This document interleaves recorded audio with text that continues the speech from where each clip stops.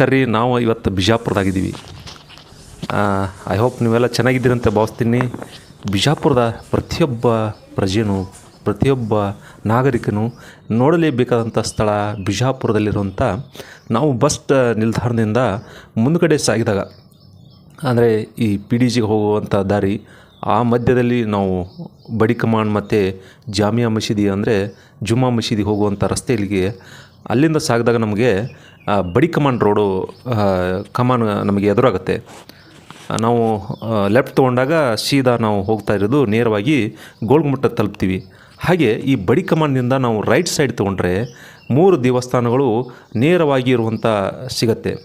ಯಾವಂದರೆ ನಾವು ಗುಹೆ ಈಶ್ವರನ ನೋಡ್ತೀವಿ, ಸದಾಕಾಲವು ನೀರಿನಲ್ಲಿರುವಂಥ ಆ ದೇವಸ್ಥಾನವನ್ನು ನೋಡ್ತೀವಿ. ಆಮೇಲೆ ಅದರ ಪಕ್ಕದಲ್ಲಿರುವುದೇ ಪ್ರಸನ್ನೇಶ್ವರ ದೇವಸ್ಥಾನ ನಮಗೆ ನೋಡ್ಲಿಕ್ಕೆ ಸಿಗತ್ತೆ. ಆಮೇಲೆ 3ನೇ ದೇವಸ್ಥಾನ ಸಿಗೋದೇ ಭೂಗರ್ಭದಲ್ಲಿ ದೊರೆತಂಥ ತಿರುಪತಿ ವೆಂಕಟ ಅಂತ ಕರಿತೀವಿ, ಅಥವಾ ವೆಂಕಟೇಶ್ವರ ದೇವಸ್ಥಾನ ಅಂತ ಕರಿತೀವಿ.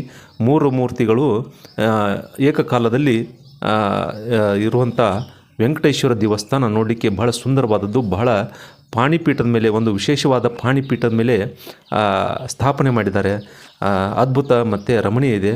ಆದರೆ ಹೊರಗಡೆ ಇರುವಂಥ ವಾಸ್ತುಶಿಲ್ಪ ಯಾವುದು ಕಾಣದೇ ಇದ್ದರೂ ಕೂಡ ಅದು ಕಣ್ಣಿಗೆ ಕಾಣದಂತೆ ಇವತ್ತು ಕೂಡ ಪ್ರೇಕ್ಷಣೀಯ ಸ್ಥಳನ ನೋಡೋರಿಗೆ, ಆಧ್ಯಾತ್ಮಿಕ ಚಿಂತಕರಿಗೆ ಕೈ ಬೀಸಿ ಕರೀತಾ ಇದೆ.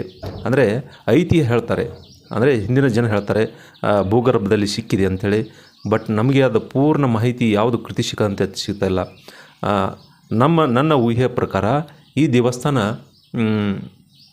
ಸುಮಾರು ಆದಿಲ್ ಶಾಹನ ಕಾಲಘಟ್ಟದಲ್ಲಿ, 2ನೇ ಆದಿಲ್ ಕಾಲಘಟ್ಟದಲ್ಲಿ ಆಗಿರ್ಬೋದು ಅಂತೇಳಿ ನನ್ನ ಕಲ್ಪನೆ.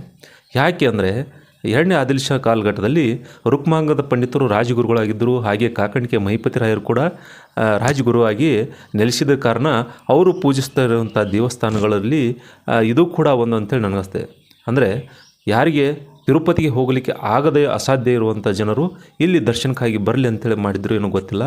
ಹೀಗಾಗಿ ಅದು ಕೂಡ ಆ ಕಾಲಘಟ್ಟದಲ್ಲಿ ಸ್ಥಾಪನೆ ಆಗಿರ್ಬೋದು, ನಿರ್ಮಾಣ ಆಗಿರ್ಬೋದು ಅಂತೇಳಿ ನನ್ನ ಕಲ್ಪನೆ. ಬಟ್ ಇಲ್ಲಿವರೆಗೂ ನನಗೂ ನಿಖರವಾದ ಮಾಹಿತಿ ಈ 3 ದೇವಸ್ಥಾನಗಳು ನನಗೆ ಯಾವುದೂ ಲಭ್ಯ ಆಗಿಲ್ಲ. ಹೀಗಾಗಿ ನಾನು ಐತಿಹ್ಯ ಪ್ರಕಾರ ಮತ್ತು ನನಗೆ ತಿಳಿದ ಮಟ್ಟಿಗೆ ಅಷ್ಟೇ ವಿವರಣೆ ಕೊಡುತ್ತಾ ಹೋಗಿದ್ದೀನಿ. ನೀವು ಕೂಡ ಯಾರಾದರೂ ಈ ವೆಂಕಟೇಶ್ವರ ದೇವಸ್ಥಾನ ನೋಡಬೇಕಂದ್ರೆ ಬಡಿ ಕಮಾನಿಂದ ರೈಟ್ ಸೈಡ್ ನೀವು ತೊಗೊಂಡ್ರೆ ಅನತಿ ದೂರದಲ್ಲಿ ನಿಮಗೆ ಯಾರಾದರೂ ಹೇಳ್ತಾರೆ. ಆದರೆ ಯಾವುದೇ ಮಾರ್ಗಸೂಚಿಗಳು ಆ ಬಡಿ ಕಮಾನಿಂದ ಮಾತ್ರ ಯಾವುದು ನಿಮಗೆ ಗೋಚರ ಆಗಲ್ಲ.